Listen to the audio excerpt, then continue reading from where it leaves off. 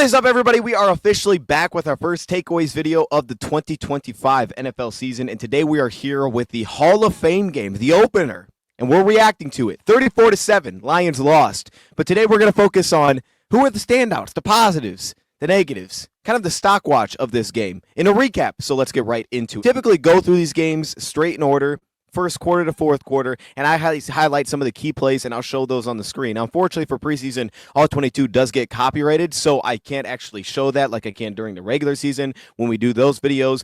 And so because of that, we go a little bit faster, and I will flash plays on the screen, but they're going to have to come by pretty quick. That way I can hopefully avoid some of those issues. We'll see how that goes, because sometimes it doesn't matter, but we're going to try to avoid that. However, while doing it, I'll try to highlight certain players that stood out, good or bad, and that'll kind of lead me to talking about a multitude of players that either I thought, hey, good game, this was a positive based on expectations, or this maybe wasn't exactly what we were hoping for in this preseason game. And we'll do this throughout the preseason. Go through this game again to focus on something else at some point, but this is just the initial recap of the opening game of the season after my first rewatch. And on the defensive side of the ball, the Chargers have a short field off of our fumble to open the game on kickoff return by Grant Stewart. Not a great way to start the game. We all saw we had a couple of special teams mishaps. We gave them some very short fields, which allowed for very quick drives for the LA Chargers. We kind of settled in a little bit in the second half, made a couple of stands, but it was a pretty ugly way to get the game started and start off with a very short field. And the first play that I want to focus on here is a 1st and 10. We get this power run. They showed a lot of this in this game. A couple misplays here from the linebacker position. Now, on the day, I thought the linebackers actually performed pretty well.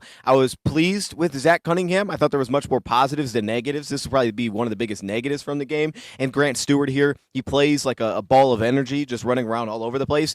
But in a spot like this, you can see he's over-aggressive to attack the quarterback, ends up getting upfield, running back slips past him, and then Zach Cunningham, who's reading through the quarterback here, he ends up slipping and missing the tackle, and they pick up a nice little chunk on this 1st and 10 run. So from a discipline perspective, we knew we were going to get tested in this game because Trey Lance is on the opposite side, and this is likely going to continue throughout the preseason against everybody that we play. In some way, we're going to get tested like this. We're not always as disciplined, especially as LA was at times in this game as well. With boot action, they actually covered it up a few times against Hendon Hooker. There was just up and down inconsistencies there. We had some good moments and we had some bad ones. And to get things started, that wasn't a great one. Then we jumped to this 4th and 2, and this is the touchdown they ended up scoring. This is a little bit more difficult, but you're going to get the same look in regular season games too. So this is to be expected. You get the play action fake, and you're going to see Lawrence Strickland, when assignments shift here, he has to step inside to take that number 2 receiver, who on this play becomes the tight end, right? The running back gets into the flat. So that's picked up by the cornerback. Strickland's a little bit late reading the play fake. He ends up giving up this corner route touchdown. The recovery's not fantastic either. Athletically, I don't think he's going to have the best recovery, but he kind of plays back to the ball, nearly got his hand on it, but just not fantastic. They're working back into it, closing that space. So he's able to just put a little touch pass, get over his hand, and give up a touchdown. Again, 2 really disciplined plays to get things started, giving up a touchdown. We won't highlight a ton of special teams, but I do got to give some love to Anthony Pittman, because Pittman is one of our best special teamers, and this kickoff return, I think, really highlights that. Again, to Grant Stewart, you can see a fantastic wall block that Pittman lays, which creates a nice run lane here, as well as Shane Zylstra really doing the same thing opposite of him. Feels like maybe those are 2 guys they really trust in these spots, and it's like, hey, go behind them, right? Those are kind of our special teams aces. We get behind these guys and we make something happen, and this run popped because those 2 guys had very successful blocks. So I did think it was worth at least pointing out that kick return play. This 1st and 20 look, of course, you have a penalty that leads to that, and on this 1st 20 look, we're going to a split zone play.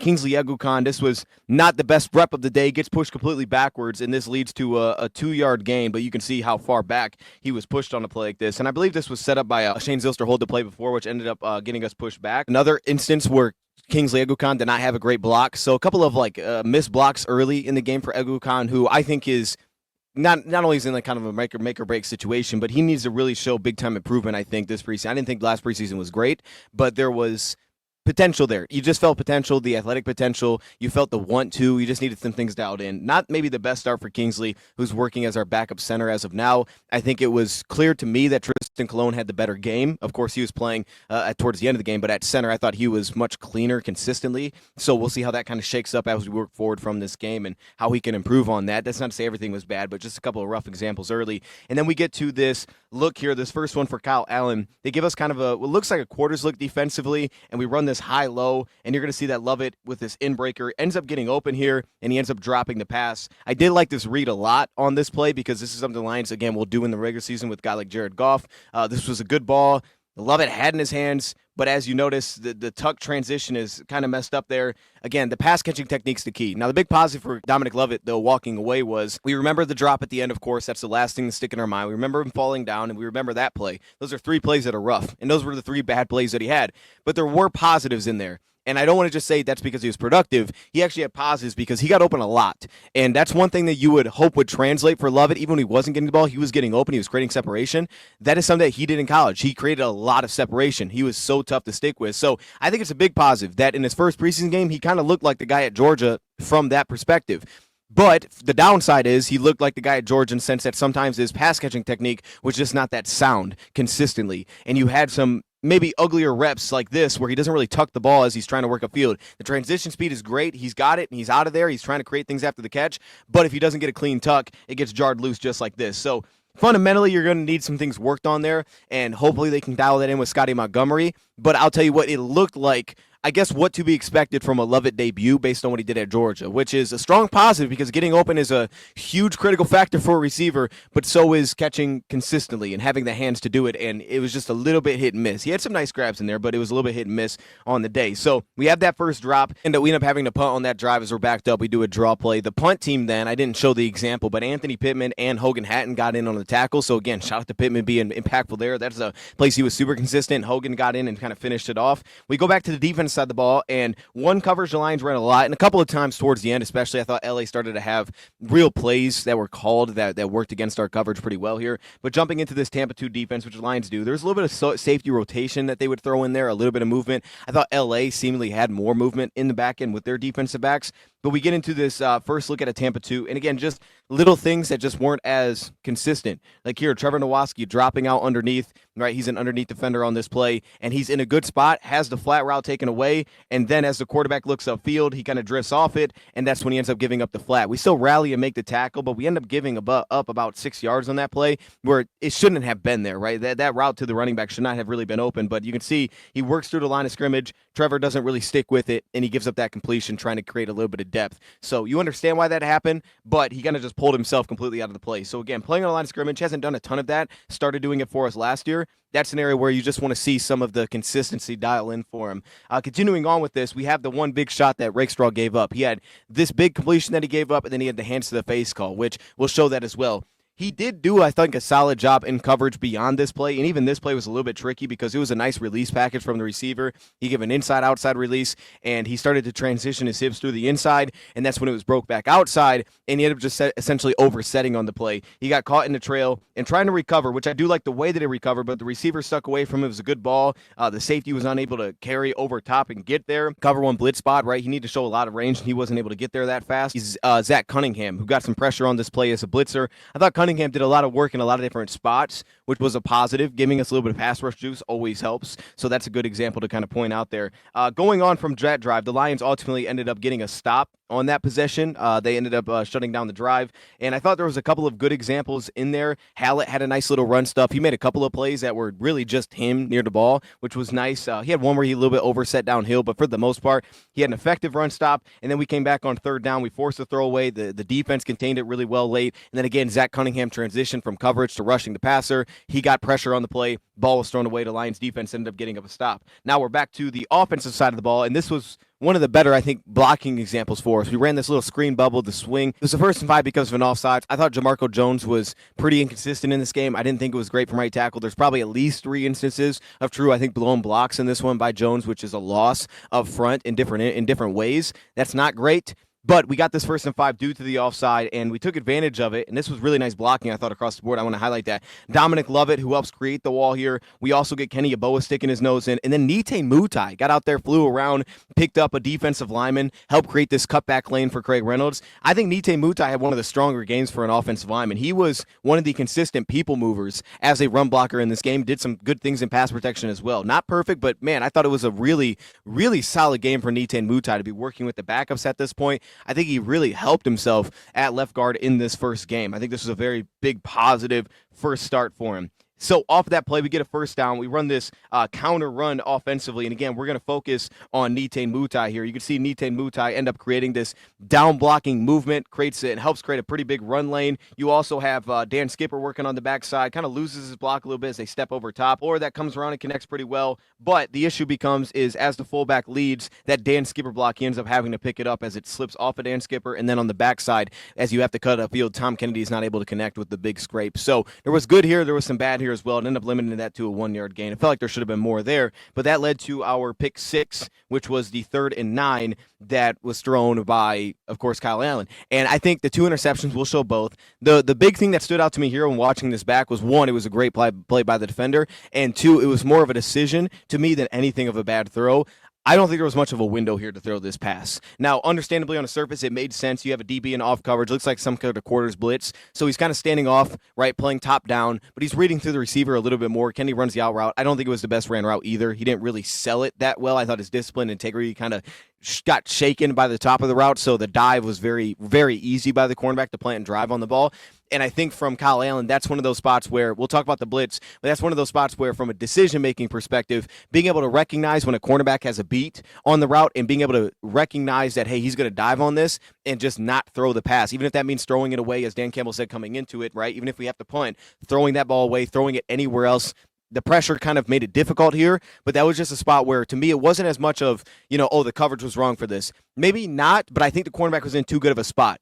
And I think that he was in a good spot reading the route. I didn't think the route was perfect either. And because that's just not a good decision to make that pass. He could have made a better throw, maybe a little bit earlier, maybe more in front. Yes, a little bit harder, of course. But I think this would have been a tight window regardless. So I think, honestly, this ball just shouldn't have been thrown. It was just a bad decision based on the cornerback having a feel on that. And that's one of those things that are tough because also from a blitz perspective, one thing we had issues with picking up was these 2 linebacker blitzes. So they would bring both backers, drop out the backside edge. They would simulate some pressure there, but they'd actually bring a blitz with 5. And when they would bring both backers, you'd have the running back step in to pick up, and here Craig tries to pick up both guys, credit to him, but then the second backer through would slide through unblocked. And about 3 times they did this to us, and there was no pickup. So that needs to be improved upon. Though the pressure is late there, it is one of those things where now the only read that really comes out is the first read, and Kyle Allen's throwing that with anticipation. If he holds it and he tries to come underneath and love it, he may not get the ball off. So it's understandable why he just said, I'm going to get this ball out, but that's also someone from a pass protection perspective they'll have to look at and say, we have to be better here, because about 3 times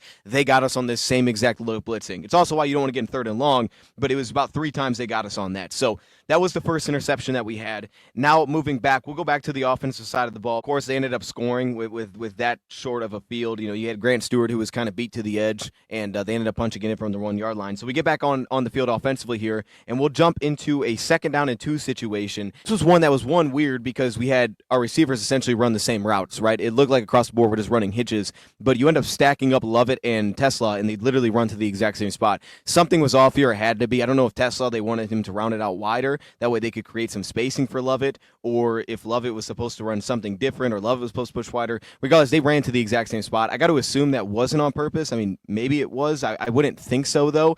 Regardless, Lovett made a good play out of it. The transition speed did pop there. Once he got in his hands, he felt the outside defender and just wrapped underneath him and took off. So, again, this was a good example after the catch. I like the timing of the ball. It was out in a really good spot here, and he ended up picking up 10 yards on this play. It's just that I don't think it was purposely done. They were standing on top of each other. So maybe some little mishap there with how they actually ran those routes. We'll skip again ahead here to the 3rd and 2, and this is the interception. And it's unfortunate because there was some real positives going on this drive. Nitain Mutai had a good block and latch. This is when Isaac Tesla had the big reception over the middle of the field. Good pass protection across the board. Kyle Allen had a ton of time, slid out of the pocket, hit the big shot play. The first play was another kind of cover 3 look. He ends up rolling out, having Tesla wide open, picks up about 20-plus yards. So you had 2 good starts to the drive, and it got cut short going to Tesla once more. And I wanted to focus on this one because this just felt like 2 guys on the exact same page, on the wrong page here. Between Kyle Allen and Tesla. Having a single high safety look on his 3rd down interception, and I'll give credit to the safety. He plays really well. Like from a quarterback perspective, right, you start your eyes in the middle, and then you hope that you can hold him long enough that way you can hit this shot one-on-one on the sideline. Problem is, though, as he looks to the middle, the safety basically jabs inside and then jumps to the sideline. Like he was anticipating this. He jumped it. It was a great job by him. And for Kyle Allen, that'd be the start is like, hey, he didn't bite to the middle. Like, we got to get off of this. I know that you were planning that he would, but he didn't. So it's like, okay, now instinctually we have to just find something else. He didn't. But also on top of that, I think the key is as well, Kyle Allen threw this as he was going to drop it in the bucket between the safety and corner. That's why I'm holding the safety. And he was going to go over top of the cornerback here with Tesla Speed, who got off the release pretty well through the contact. However, as you're going to see, when the ball's put up to that spot, Tesla begins to slow his route, right? He starts to stop his route. As the cornerback's kind of on top of him, he starts to break it into a back shoulder with the safety working over top, which could have potentially worked as well. But as he's throwing that back shoulder pass, you had Kyle Allen throw it into the end zone, right? He was dropping it over the shoulder. So he actually kills the speed of the route, which ends up leaving him being way underneath where the ball ends up going. And that's why when he tries to work back into it, he can't. And then the safety is not contested for this play. If Tesla just runs through the ball, at very least, you're probably getting a contested interception. It would have been much more challenging because they're probably both arriving in a similar spot. Safety would have made a good play anyways, probably would have at least broken it up. I don't see this being a touchdown, but you have two guys that are on two different pages here for sure on a play like this where one's running back shoulder. And I think as a single high, you would expect to go over top. However, based on how that receiver gets off the line of scrimmage, if he doesn't create an early stack, I think you also have to start anticipating now back shoulder because in this spot, you have the safety working over top. So if he doesn't have a step, working back shoulder would work. Two deep safety, it wouldn't connect because you would typically have someone sitting underneath. So you just got to be on the same page. It's just two guys getting connected with each other. If it was two deep safeties, I would look at it as you're kind of trying to hit more of a window play because that cornerback's going to sit underneath anyway, so it might be more difficult to actually get kind of a back shoulder throw. In a spot like this, if he's responsible for dealing with the vertical, I can understand why you would go over top. But regardless, they just both need to be on the same page here, and they clearly were not. Tesla had a feel, Kyle already had let it go, and they were doing two different things on this play. So that ended up leading to the interception once again in the end zone. With the second down and 15, a couple things to highlight here. First off, we get a little bit of pressure, and Grant Stewart also made a good play here. The Lions are going into kind of a quarters defense. I like seeing Grant Stewart here, the depth in coverage, the way that he's quick to plant and drive, close that airspace, shut this down for a very limited game, which was nice. You also have Nate Lynn with a nice rush to the top. I think he had about 3 instances if I counted wins as a pass rusher. A little bit shifty change of direction at the top of the play there. I thought Stewart played that well.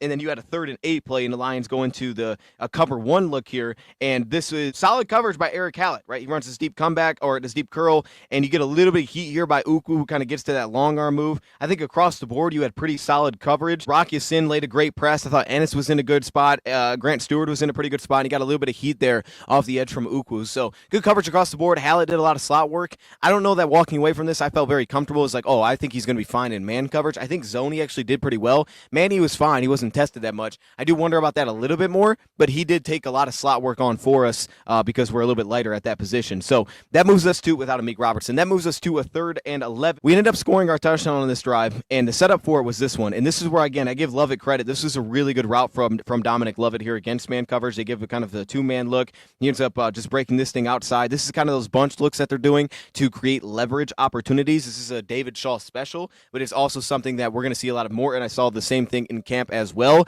So don't anticipate like the way that they're attacking here to necessarily change. I think this is going to be something that's a pretty common theme to try to create those opportunities. We'll do these same things with St. Brown, as we know, inside receiver to this bunch, and he breaks this and snaps it off to an inside route. This can be kind of an option route, inside, outside, corner. DB sits outside, he breaks it inside. Really good timing before the safety ends up getting there to fit it into a tight window, allow them to go for it on 4th down, and end up picking up a nice chunk. He takes the hit. So this was a really nice route by Lovett, got himself open, and then that set up the 4th and 3. Pass protection, I think, had some positives here. Nitain Mutai, I think, gave really good support, got an early punch in at left guard, slid over, gave Dan Skipper some support, did a really nice job. You can see the pocket was really strong here. Jones gave up a little bit of heat off the edge, but it was really strong on that left side. A lot of really solid performances from the interior in this game, and this set it up through that kind of cover 6 look. That late pump fake then was pretty crafty by Kyle Allen to hold the defender when he took off. That way he could get to the sticks. This 4th and 1 situation where they're going man coverage, 2 rat backers in the middle of the field, and you go to this just quick out route from Lovett. And again, it's great, right? He's beating leverage on this play. He sticks it, breaks it, works through contact. It's an amazing route. This is fantastic from Lovett. Clearly, he trusts him in this spot. And because of that really well-ran route, it's, again, really strong timing. Ball placement's in a really good spot here. It's out in front. Lovett doesn't have to work back for it. I think this is as good as it gets for Kyle Allen in terms of ball placement. Like, this was in a perfect spot. And because he let him, had a little touch on it, got over the defender who's leaping. Almost didn't catch it, but Lovett did pull it down, got himself open, picked it up, and kept the drive alive. So really good work there to really kind of keep the drive going by himself. Dominic Lovett did. Split zone run here. We get a nice stop on the backside. You can see Nate Lynn, who's just working through the contact on the front side here. You get a nice little look here from Keith Cooper as well. They limit this to a 2-yard gain. I don't think Keith Cooper had a great game. I think there was examples of him getting pushed off the ball. I think he had about 2 plays that stood out to me, 2 positive plays in there. So he was just up and down for Keith Cooper. It wasn't overly impactful. There were plenty of times where that third unit didn't really give much of a pass rush presence. To the 2nd and 6th play, we get an inside zone. Ezekiel Turner ends up getting the stop, and you're going to see Trevor Nowaski's kind of the key. He and Trevor Nowaski, who gets kind of down blocked and sealed off on this play. They're forced to scrape back over top. But shout out to Zeke Turner, man, who's stepping up to the box. He's going to blitz off the edge. He's able to turn the corner, wrap this thing around, and shut it down for a short gain. That had a better chance if he's not able to turn the corner there. So Turner made a couple of those downhill, just kind of flying around plays, and that set up the 3rd and 4. And this was the defensive hands to the face. Now, it's unfortunate because, again, coverage seemingly was in a pretty good spot across the board here. They brought the blitz. Rakestraw ends up giving up the hands to the face. He gets flagged. Hallett does a pretty nice job. Across the board, it was fine here. You got a little bit of late heat that flew through because of the blitz. Anthony Pittman, who I thought had a very positive game, and this didn't look horrible for Rakestraw, but you can see as he stepped inside on that release, he just ended up kind of smacking him in the face, and they ended up getting the flag there. Neely had the pick. I don't think he was expecting the call, but he got the call. So that ended up giving a first down. Didn't think it was horrible across the board. And then Boodle. Boodle was probably the most tested player by a mile in this game, and he actually, I would say there was more passes that were thrown to him that were incomplete than completed. So, he did have the DPI towards the end. I didn't like the call, but whatever. It is a defensive pass interference. I thought it was weak. But that being said, I didn't think it was a horrible game for Boodle for expectation. I actually thought it was okay. It just wasn't great. He didn't have like a lot of impact plays, but he had more passes thrown to him that were incomplete than that were completed. He gave about 2 or 3 receptions here. And this is one where after the incomplete pass, out of the back of the end zone, he ends up giving up this slant touchdown very quickly. Lions go straight cover 0 here on the slant. You're going to see his just footwork is just sluggish off the line. He's sluggish off the line to react to this, so he ends up getting out late in his transition. It's another opportunity to kind of get a little bit of a drive starter here, back in that 2-deep kind of quarters look, and you're going to see this is the example where Lovett just falls on the ground. Again, the high-low, same setup, same read, good placement, but Lovett falls this time, kind of settling himself down seemingly into this zone coverage lane. He falls down. Jamarco Jones has a little bit of a blown block, and again, that's just another one of those rough examples for Lovett. Sets up then, let's move to a 3rd down and 4 after the 2nd down and 10, where they swing it out. I liked Colby Sorstel. I think Colby Sorstel had one of the better games for an offensive lineman. Like consistency, he was impactful getting to the second level, and pass protection, he was pretty strong as well. Not perfect, but I thought he was very good in this game, and here he's able to kind of stick with his man as he's working around this stunt to the outside. So we get the quick check down. Probably could have waited a little bit longer for something different here. But Jabari Small made a nice little play. Small was good. Small was a positive. I would say Small was a positive for the majority of the game. Small ends up picking up a blitzer, and he slides out of the pocket, but he has room to pick up the first. He ultimately ends up sliding down, makes himself short of the first down, and that shuts that drive down. That was just such an unfortunate play, just not a good sense of where he was on the field, and the decision to slide in the 3rd down and 4. Lions had to punt because of it. That drive should have stayed alive. He had more than enough room to get the first down. At first, it looked like a good decision. He slid well in the pocket, and then he just slid once he got out of the pocket, which was a problem. He actually slid on the ground. That was the issue here. So then we go back to the defensive side of the ball after what was unfortunately kind of cut short here. We get to a 2nd and 5, and Hassanin was one of the big positives from this game. 3 run stops in this one. I could give him with 1 pressure, like 1 legit pressure, not just like, hey, ball's held so long, we give him a pressure because he's near the quarterback, but 1 legitimate pressure with a little bit of a win there. And 3 run stops were all really impressive, to be honest. First one here, we get pretty good discipline, breaks himself down, pulls into the running back, shuts it down for a short gain before half. So while that one was just before half, he ended up having 3 of those, and the other 2 were stack and shed opportunities. So he was a legitimate positive from this game. I thought I would throw that in there. He had one of the stronger performances just because, again, he was exactly what you would have expected out of Boise. He's going to stop the run. He's going to set a very hard edge, and you're going to get some discipline there. And he was all of those things. And the pass rush wasn't great, but he was all of the things that you would have expected. So, again, I think a lot of the guys are translating to what was expected, and now it's just about the next step for a lot of them. Between Lovett with the hands, him adding some more pass rush juice and some slither there.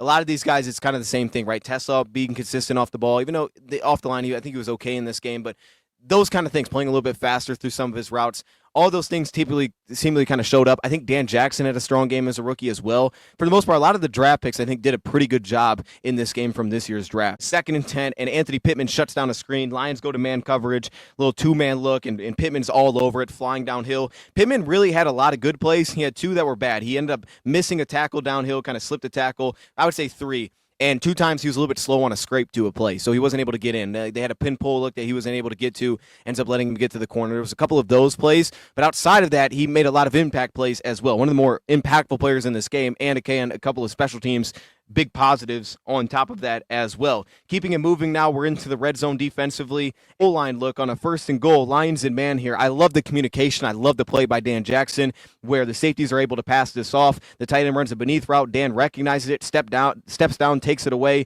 and then on the backside, seemingly your safety recognizes, as you're going to see on that backside. Watch the safety recognize the chip and then flat late. You see how he whips himself out and the safety sees it and then kind of steps down on it while the defensive lineman Chris Smith is also running with the play. I thought that was a great job by both safeties. The communication was seemingly really on point there. They ended up shutting that thing down. Lions ultimately got a stop here through Dan Jackson, who stepped in to help on a run stop with Keith Cooper. Chris Smith getting a little bit of push. And then again, Boodle was stats to the end zone. It was incomplete. It was good coverage on kind of a fade route. It was thrown incomplete. And the Lions ended up getting off the field and getting a red zone stop. But it started right there. Good communication.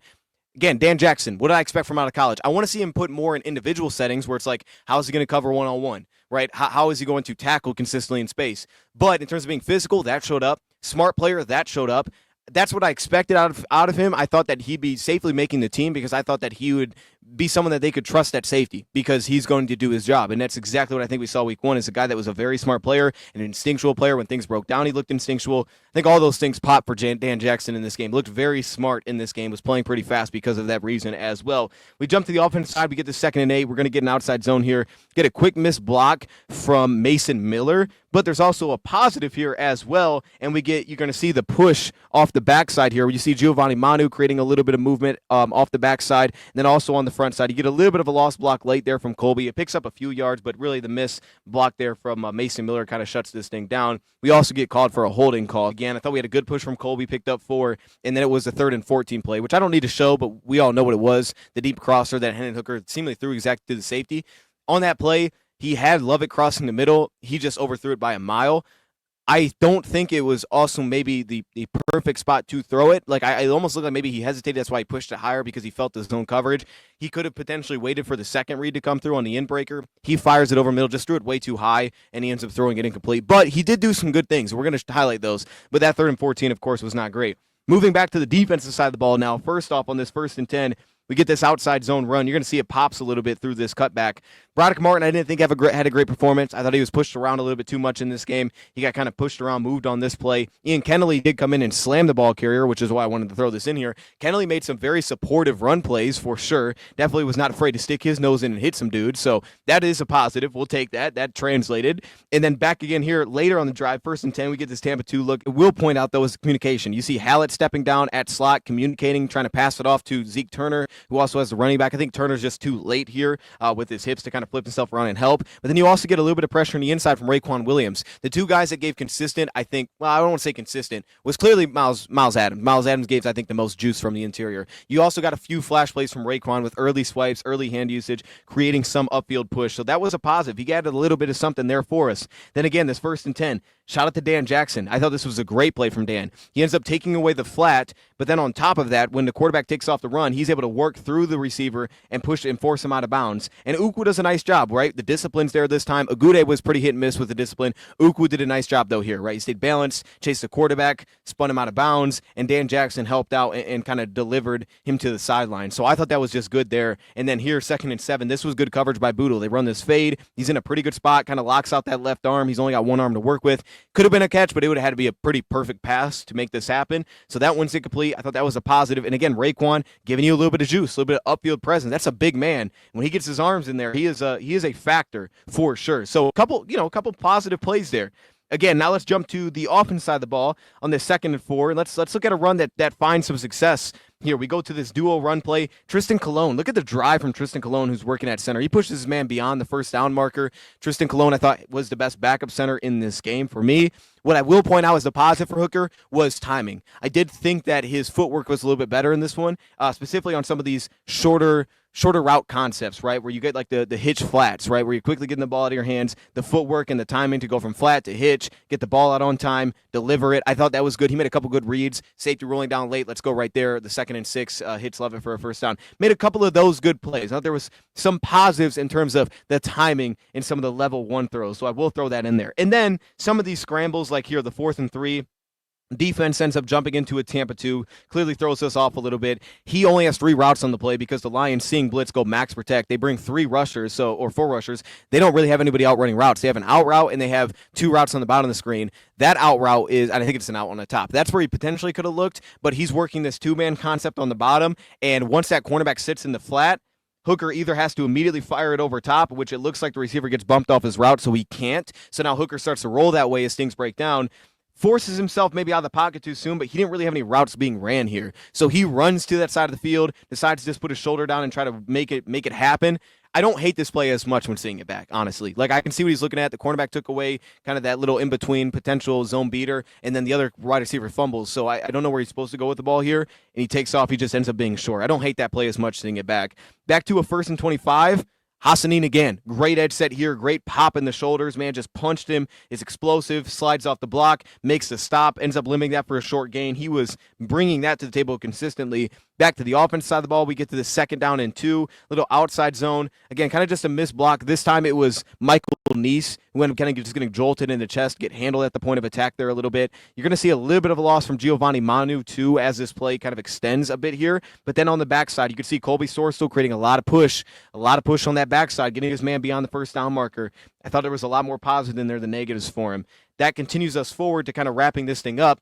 Back on the defense side of the ball, Nate Lynn, I thought, was up and down today in this game for sure in terms of edge setting. Sometimes you get kind of collapsed down. It was okay. But what I liked here is, again, you get the safety stepping in, Hallett, but you also get Miles Adams, who forces this thing to just go away from him, right? They had this lead run. Miles Adams ends up essentially 2-gapping his guy. He's taking both gaps, controls his block, forces it to spill, and you got Pittman, who's just racing it down, making a downhill play. He's kind of giving me Barnes vibes a little bit in this game. Racing him down, shuts that thing down for attack for loss. Shout out to Miles Adams at the point of attack. And then again, discipline thing. This is where you just need to play a tick faster. He ends up here, Ian Kennelly, not passing off the tight end fast enough, right? He jumps inside with it. Then when the ball is handed off, he ends up giving up the corner. I think he still could have potentially made the play, but he gave the corner, gave up a touchdown on the 4th and goal. That's just being a tick late because you started to bite inside a little bit. And then again here, one of the sacks from Hendon Hooker on a 2nd and 6. He ends up scrambling out on this, what seemingly is some cover 3 coverage. I didn't hate this as much, again, just like the last one, because one, the first route was covered well. The flat was covered up really well here by Horton, so there's nowhere to go. Notice their edge discipline versus ours. This is good edge discipline. Ours wasn't consistently there. That's good discipline. So he boots out. The problem here with Hooker is just being a little more patient, not rushing to the line of scrimmage. He rushes to the line of scrimmage, and he essentially takes Kenny Yeboah out of the play. That would have been his check down option on the backside, is go from that to just flip it down to Yeboah behind the defense. He rushes so fast to the line of scrimmage, pushing upfield, seemingly going to try to take off and run, that he doesn't give himself a choice to give it to Yeboah. It's like he doesn't even look there, and he just runs right into the defense. Hate this shot on the final play. It was a cover 6 look. He goes to the deep seam. Again, Lovett gets himself open. The ball is seemingly pretty good here. The pass protection's fine. It's not great on the backside. Manu gave up a little bit of a late spin, kind of gave up a little bit of heat. But otherwise, it was pretty good. Colby gave good support, squeezed this guy out of the play. You got early good pass protection on the inside between the center and left guard here with Michael Neese and Tristan Colon. And you get a shot over top that's in his hands. It's just, again, it's ugly. It's ugly pass catching technique. It slips out. The defender takes it away, and it's picked off. So I would say one of the biggest takeaways was just across the board. You had a lot of what you would expect from the rookies, the good and bad, did show up, which, for one, I think from an evaluation perspective is a positive because at least for the way that we evaluate them, you can check those videos out. I think that it was very on brand to what I expected of these guys, to be honest with you. That's what they looked like, which I think is positive. When you look like what you did in college, typically that's a good thing because usually if you're drafted, you were excelling in college. We just need to dial some of those things in that could be issues in the NFL specifically. Kingsley, to me, had a little bit of a down game. I thought Mutai was a positive. Jamarco Jones had a down game. Pat O'Connor showed a real get-off. He showed some juice a few times in this game. Ahmed Hassanin was probably one of the best players in this one because of what he did in run support. Gave a little bit of juice as a pass rusher. Just didn't get skinny that much, but he gave a little bit of juice as a pass rusher, a touch a few times on stunts, a little bit, but it was more so what he did against the run more than anything. Couple of other guys that stood out. Dan Jackson played smart. Colby, I thought, did a good job pass pro. I think the timing was better with the footwork from Hooker. There's just other things that needed to be dialed in. Agude was up and down. The edge sets were very up and down. I would say it was a slightly down game for him. I liked Nick Whiteside. He kind of got some outside work for us a little bit late in the game. I think Nick Whiteside did a solid job. He kind of covered up a deep curl or a deep comeback on the outside that he limited to a medium gain. Then the next play, he forced an incomplete pass. I think he did, or he had good coverage on the next play. I think he did a fine job working on the outside for the little that we've gotten to see of Nick Whiteside at that cornerback spot. Diddy Pittman, much more positives than negatives. Had a couple of negatives, as mentioned, but he had much more positives. Nate Lynn had about 3 wins as a rusher, but was very hit and miss, seemingly against the run. Rock Ya-Sin, I think, did a really nice job. Of course, the 2 big tackles that he had outside of one of the kickoff returns, he ends up losing his block, kind of shuts it down. We don't even get to the 25, I believe, because he ends up losing his block. So that was one of the negatives there, but as a tackler, he definitely showed up. So that is a positive for sure. Again, Miles Adams, to me, was one of the most consistent impact players on the inside. He did some against the run, some against the pass. Thought he was very impactful. We had a couple goal line stands that Braddock Martin, who had a down day for me, did have a little bit of push in there. Chris Smith flashed a couple of times. You got a little bit of juice from those guys. Linebackers were playing pretty fast. I do like our linebacker position where it's at right now. Dominic Lovett can get open, that's for sure. Keith Cooper was a little bit more up and down for me in this game, a little bit more hit and miss. So ultimately, that's kind of where I'm at for my initial takeaways. I'm going to leave it there. Let me know your thoughts in the comments below. Thank you, Brad, for watching, and I'm out.